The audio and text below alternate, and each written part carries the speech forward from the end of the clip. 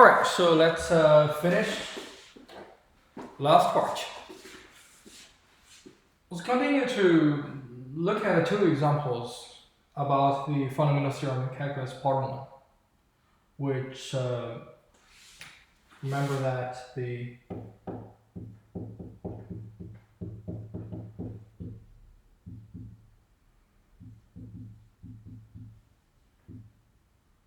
right,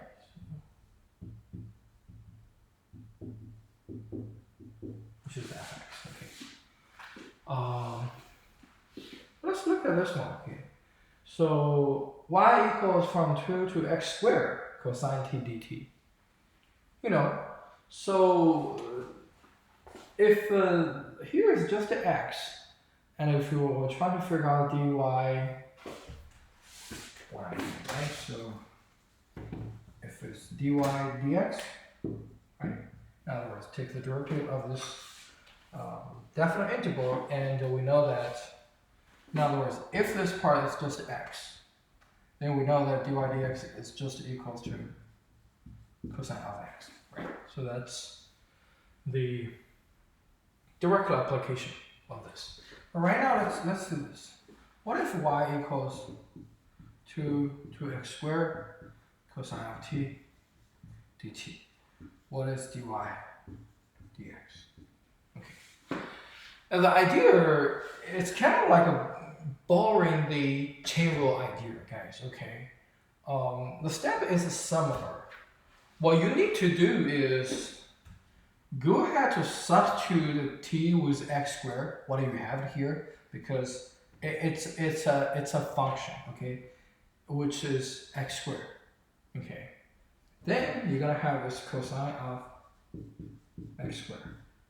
But meanwhile, guys, remember we are taking the derivative with respect to x, right? So you can think about this as the inside function. So after you do the replacement or the substitution, don't forget to multiply the derivative of this part, which is 2x. And we're done. Okay. Very simple, right? Okay. So again, the idea, which is related with the chain. Look at this one. Okay, look at this one. Y equals 3x squared plus 1 to 2. 1 over 2 plus e to the power of t dt here. Okay. And to do this problem, first of all, you see that you have to adjust the order of the index, because again, to use fundamental theorem of calculus part 1, you have to start with a constant up to the index it involves x. Okay, it could be x, it could be a function of x, like in this case, right? X squared. Okay, so what we'll do is, we know this equals negative from 2 to 3x squared plus 1, right? 1 over 2 plus e to the power of t dt. Okay, dt. And if we apply the fundamental theorem of calculus, what we can do is, again guys, go ahead to do the substitution, substitute t with what do you have for the upper index, which is 1 over 2 plus e to the power of 3x squared plus 1. Okay. And then again, don't forget, multiply the derivative of this part, which is 6x. So to the very end, you're going to have it's negative 6x over 2 plus e to the power of 3x squared plus 1. Okay, so that's the second example here. Now let's move on to the second part for the fundamental theorem of calculus. It stays like this. And this is super handy, okay guys, I'm telling you this. If fx is continuous on the closed interval, and also its antiderivative, capital Fx, is also continuous from a to b, then, okay, it says like this. This definite integral from a to b fx dx equals the difference of capital F of B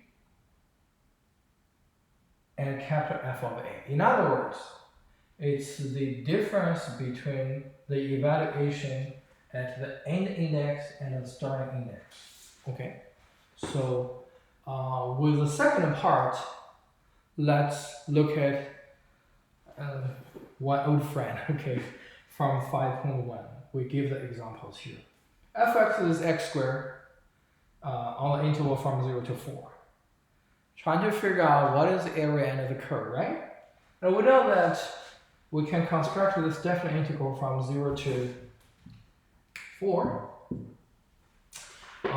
x squared dx here, but you know, before we never know how to evaluate this. But right now, based on the part 2 fundamental theorem of calculus, we can handle this. First of all, guys, what is the antiderivative of this part? Okay, do you see that it's actually x cubed over 3 plus a constant? This part is, guys, since you are doing the difference, okay, so the constant minus constant is gone.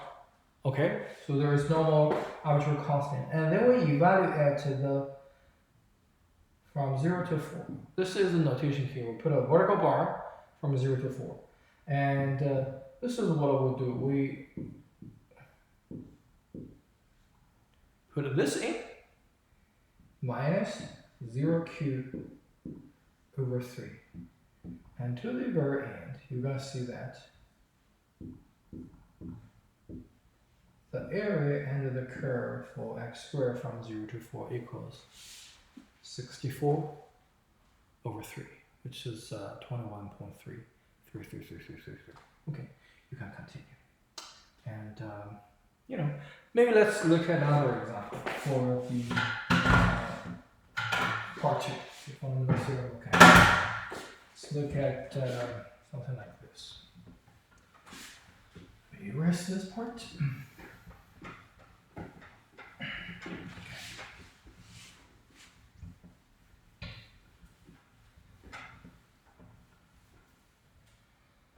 Let's see. So let's look at from 0 to 3. Let's evaluate this. Okay, x squared plus e to the power of x. Let's see. I don't know. Minus 1 over x, and maybe plus sine of 2x. Okay, and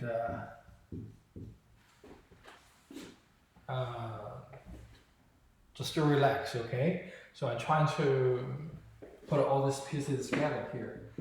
Based on the fundamental theorem of calculus, first of all, we need to figure out what is the antiderivative of this part.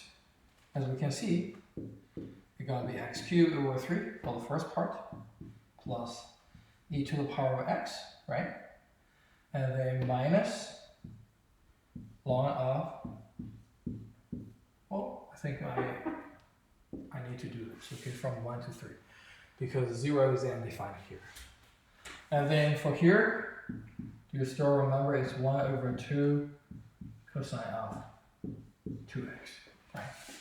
And then after doing all this, I evaluated between 1 to 3.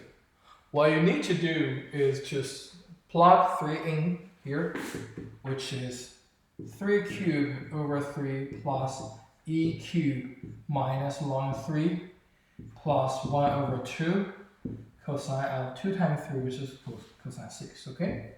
You can use parentheses. Minus 1 over 3 plus e to the power of 1 minus ln of 1, which is 0, and plus 2 half cosine of 2, okay? And then we complete this, okay? You are welcome to simplify the answer, but you know, you can leave like this, okay? So I'll stop here, and thank you for taking this class with me. And I know this is a very tough situation. A lot of you mentioned that the online learning is not as good as the in-class lectures. For sure, I understand. Yes, but as you know that I think the safety is the first priority for everybody. Okay, and I'm very grateful you guys take this class with me this semester, and again, thank you again, and good luck with all the tests.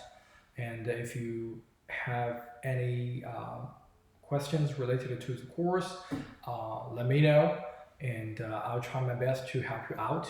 And thank you again. Bye.